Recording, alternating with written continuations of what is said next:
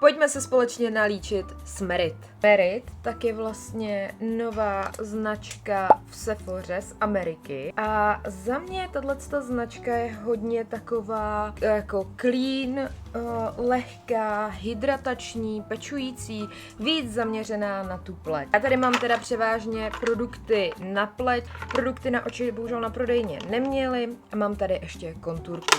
Takže si uděláme takovej clean make-up. Začnu tady tímhle s tím tintem minerálním, který mám v odstínu 30. Má v sobě vlastně i 50, což je super. A mám na to tady rovnou Merit štěte. Ten tint je samozřejmě minerální, lehce zabarvený, příjemný, je hydratační, hezky se zapracovává, jako decentně sjednotí tu pleť a zanechává takovej jemný glow. Jako další tady mám tu jejich hybridní tyčinku, která je něco mezi make-upem a korektorem. Fakt ten produkt je hrozně zajímavý, protože je krycí, je lehkej, docela za mě i jako hydratační, nepřipadá mi, že by někde nějak jako vysušoval nebo zvýrazňoval nějaký spoty, to ne. Že když chcete i něco teď lehkýho na léto, ať už na celý obličej nebo na zakrytí, tak já si myslím,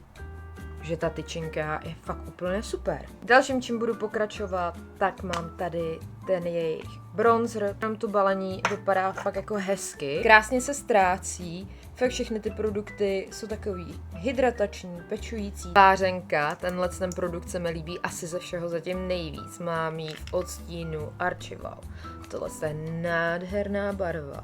A ten efekt je fakt takovej přirozený. No a pleť máme teda připravenou. Fakt úplně takovej jemný glow. Přidalo to krásně tu barvu úplně dopřirozená. Já že ten bronzer přidám ještě takhle trošičku. Dodělám si řasy a půjdeme na rty. Ta je v odstínu Bespoke. Chtěla jsem k ní i stejnou rtěnku, ale ta byla bohužel vyprodaná na prodejně, takže si to dneska uděláme jenom s tou konturkou.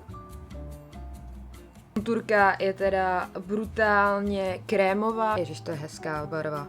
Rozená nude barva. Tak jo, líčení s Merit máme hotový a já musím říct, že jsem z toho nadšená. Jsem nadšená teda ze všech těch produktů. Tím, že jsem měla tady hlavně produkty na pleť a jeden na rty, musím říct, že všechno super. Přirozený, jemný glow.